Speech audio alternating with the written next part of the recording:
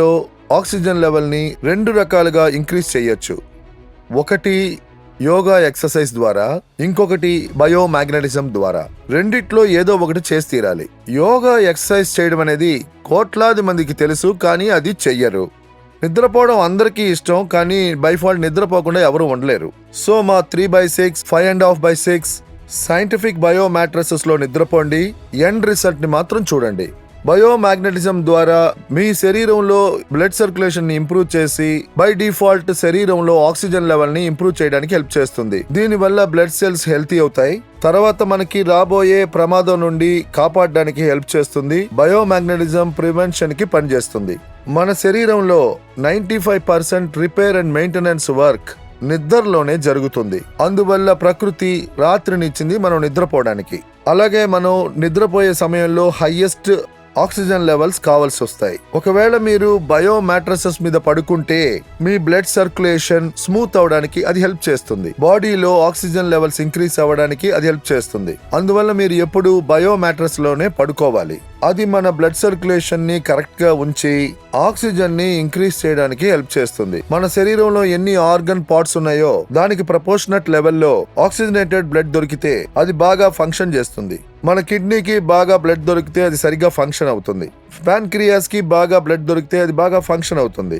ఏ సమస్య ఉండదు. దాంతో పాటు ఇన్సులిన్ జనరేట్ అవుద్ది. ఎలా మనం నిద్రపోయేటప్పుడు మన బ్రెయిన్ లో పీనల్ గ్లాండ్ అనే ఒక ఆర్గన్ ఉంది. Pineal gland generates melatonin hormone. తర్వాత మెలటోనియన్ హార్మోనే ఒకే ఒక హార్మోన్ మనకి నిద్రని ఇవ్వగలదు. పీనల్ గ్లాండ్ ఎప్పుడు మెలటోనియన్ హార్మోన్ ని జనరేట్ చేస్తుందంటే దానికి కరెక్ట్ అయిన మోతాదులో ఆక్సిజనేటెడ్ బ్లడ్ దొరికినప్పుడు, ప్రాపర్ మోతాదులో ఆక్సిజనేటెడ్ బ్లడ్ దొరికిందంటే పీనల్ గ్లాండ్ మెలటోనియన్ హార్మోన్ ని జనరేట్ చేస్తుంది. అప్పుడు మనం 8 గంటలు ప్రశాంతంగా నిద్రపోవచ్చు.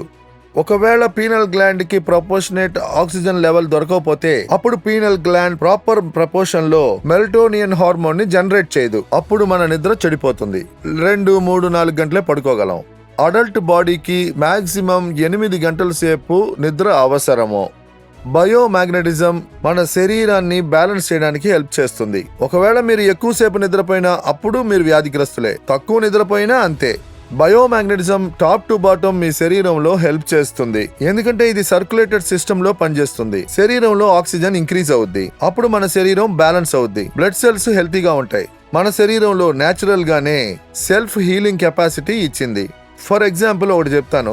నా చేతి మీద ఒక స్క్రాచ్ ఏర్పడితే, అదే విధంగా కార్ లో ఒక స్క్రాచ్ ఏర్పడితే 3 నెలల తర్వాత ఏం స్క్రాచ్ కనిపిస్తుంది? చేతిలో ఉన్న స్క్రాచ్ కనిపించదు. లెఫ్ట్ లో స్క్రాచ్ అయిందా, రైట్ లో స్క్రాచ్ అయిందా అని మనకే తెలియదు. కానీ కార్ లో చూసారంటే సెల్ఫ్ హీలింగ్ కెపాసిటీ లేదు. అంటే హ్యూమన్స్ కి మన మనిషి బాడీలో నేచురల్ గా హీల్ అయ్యే కెపాసిటీని బాడీ ఇచ్చింది. ఈ ప్రపంచంలో మనుషులే కాదు, జంతువులకు కూడా ఆ కెపాసిటీని ఇచ్చింది. అడవిలో బ్రతికే పులి కూడా భూమితో కలిసింది, ప్రకృతితో కలిసింది. అంటే పులి చూసారంటే భూమి మీదే పడుకుంటుంది, నీళ్లని తాగుద్ది, ప్రకృతిలోనే జీవిస్తుంది. అది మాత్రమే కాదు, రోడ్డు మీద ఉన్న కుక్కలు కూడా భూమితోనే కలిసి ఉన్నాయి. మనిషి కూడా అంతే, ప్రకృతితో కలిసి ఉన్నాడు. కానీ వాడి శరీరం 150 సంవత్సరాలకి సృష్టించబడింది. కానీ 40-50 ఏళ్లకే అది చెడిపోయేలాగా చేసి నాశనం చేస్తున్నారు. మిత్రులారా, ఇండియా డయాబెటీస్ కి క్యాపిటల్ అయింది. ప్రపంచంలోనే డయాబెటీస్ పేషెంట్స్ ఎక్కువగా ఇండియాలో ఉన్నారు. ఎందుకంటే దురదృష్టవశాత్తు మన ఫుడ్ కార్బోహైడ్రేటెడ్ ఫుడ్ ని మీరు వెజ్ గానీ నాన్ వెజ్ గానీ ఏది తీసుకున్నా 2.5 గంటల్లో అది ఫ్యాటీ యాసిడ్ గా కన్వర్ట్ అయ్యి అది గ్లూకోజ్ గా కన్వర్ట్ అవుతుంది. దాన్ని నాశనం చేసే పని ఇన్సులిన్ మీ శరీరంలో డిసాల్వ్ ఆక్సిజన్ వల్ల ఫ్యాటీ యాసిడ్ తర్వాత గ్లూకోజ్ ని మండించి ఎనర్జీగా కన్వర్ట్ చేస్తుంది. కానీ ఈ రోజు మన బ్లడ్ సర్క్యులేషన్ డిస్టర్బ్ అయినందువల్ల ఇన్సులిన్ ప్రాపర్ ప్రపోర్షన్ లో గ్లూకోజ్ ని బర్న్ చేయలేకపోయింది. ఇప్పుడు మీరు బోన్ చేశారు, ఒక పక్క గ్లూకోజ్ జనరేట్ అవుతుంది, ఇంకో పక్క ఇన్సులిన్ జనరేట్ అయింది. కానీ ఒకవేళ మీ బాడీలో డిసాల్వ్ ఆక్సిజన్ కొరత ఏర్పడితే అప్పుడు ఇన్సులిన్ గ్లూకోజ్ ని బర్న్ చేయలేదు. అవి కొంచెంగా బర్న్ చేస్తుంది, బర్న్ చేయదు, అలా చేస్తూనే ఉంటుంది. దీనివల్ల మీ శరీరంలో గ్లూకోజ్ పెరుగుతూనే ఉంటుంది. తర్వాత డయాబెటీస్ అనే భయంకరమైన వ్యాధి మీ శరీరంలో ఏర్పడుద్ది. డయాబెటీస్ యాక్చువల్ గా క్యాన్సర్ కన్నా దారుణమైనది. డయాబెటీస్ మీ లోపలే ఉండి మిమ్మల్ని బోలుగా మారుస్తుంది, మీ శరీరాన్ని దొలిచేస్తుంది. డయాబెటీస్ వల్ల 40 నుండి 45 ఆర్గన్స్ చెడిపోయి చనిపోతూ ఉంటారు. దానికి ఒక ప్రాక్టికల్ డెమాన్స్ట్రేషన్ చూపిస్తా.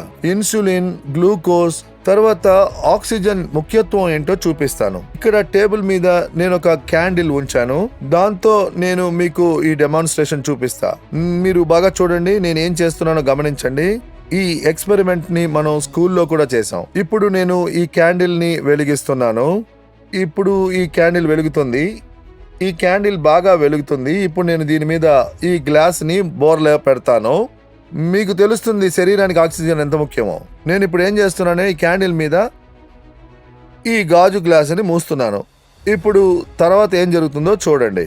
దీని ద్వారా దీని ముఖ్యత్వాన్ని మీకు చెప్తాను. మన శరీరానికి ఆక్సిజన్ ఎంత ముఖ్యమో తెలుసుకుంటారు. ఇప్పుడు బయోమాగ్నెటిజం మన శరీరంలో ఆక్సిజన్ లెవెల్ ని ఇంప్రూవ్ చేయడానికి హెల్ప్ చేస్తుంది. చూసారా, క్యాండిల్ ఆరిపోయింది. చూసారా, నేను ఇదే మీకు చెప్పాను. ఇప్పుడు మీరు తిన్నది గ్లూకోజ్ గా మారిపోయింది. ఇన్సులిన్ తయారైంది. ఇప్పుడు ఇన్సులిన్ గ్లూకోజ్ ని ఎలా బర్న్ చేయగలదంటే మన శరీరంలో ప్రాపర్ గా ఆక్సిజన్ ఉంటేనే. ఈ క్యాండిల్ ఎగ్జాంపుల్ నేను ఎందుకు ఇచ్చాను మీకు? క్యాండిల్ వెలిగింది, తర్వాత 15 సెకండ్లో ఆరిపోయింది. క్యాండిల్ 15 సెకండ్ల వరకు ఎలా వెలిగింది, తర్వాత ఎలా ఆరిపోయింది? దీనికి ఒకే కారణం, ఆక్సిజన్ కొరతే. ఆక్సిజన్ దొరకకపోతే అది ఎలగలేదు, ఆరిపోతుంది. సో ఇన్సులిన్ పని అదే. ఇన్సులిన్ గ్లూకోజ్ ని మండిస్తుంది. కానీ గ్లూకోజ్ ని ఎలా మండించగలదంటే మన శరీరంలో సరిపడే అంత ఆక్సిజన్ ఉండాలి.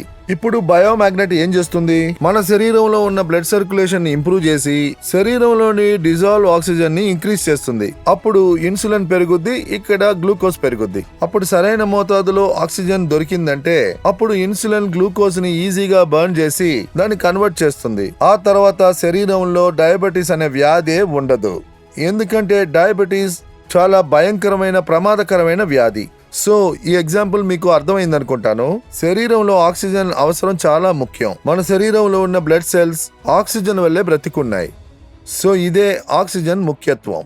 మ్యాగ్నెట్ అంటే బయోమాగ్నెట్ మన ఆక్సిజన్ లెవెల్ ని ఇంక్రీజ్ చేస్తుంది. ఇంకా డీటెయిల్ గా మనం డయాబెటీస్ గురించి తెలుసుకుందాం. డయాబెటీస్ రూట్ కాజ్ ఏంటి, డయాబెటీస్ ఎలా వస్తుంది, దాని గురించి మనం ఇంకా అధికంగా ఇన్ఫర్మేషన్ తెలుసుకుందాం. డయాబెటీస్ సూపర్ స్పెషలిస్ట్ డాక్టర్ ఈ రోజు మనతో కలిసి ఉన్నారు.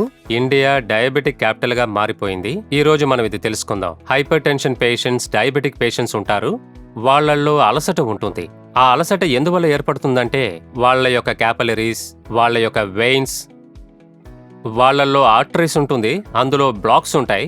అంటే అవి కాస్త నేరో అయిపోతాయి. అందువల్ల వాటికి చేరవలసిన బ్లడ్ సప్లై కాస్త తగ్గిపోతుంది. తర్వాత ఆ సప్లై ద్వారానే ఆర్గన్స్ కి బ్లడ్ వెళ్తుంది. హార్ట్ కి, లంగ్స్ వైపు, కిడ్నీ వైపు, అలాగే మజిల్స్ కి. సో అది తగ్గిపోవటం వల్ల ఆ ఆర్గన్ యొక్క ఫంక్షన్ చాలా వరకు తగ్గిపోతుంది. అప్పుడు మనిషికి అలసట ఏర్పడుతుంది. మరి ఈ అలసట నుండి మీరు తప్పించుకోవాలనుకుంటే అప్పుడు క్యాపిలరీస్ ని మీరు క్లీన్ గా ఉంచుకోవాలి, వెసల్స్ ని క్లీన్ గా ఉంచుకోవాలి. అలాగే ఏ ఒక్క ఆర్గన్ అయినా పనిచేయడానికి ఆక్సిజన్ కావాలి, అలాగే ఫ్యూయల్ కావాలి. So oxygen is the fuel.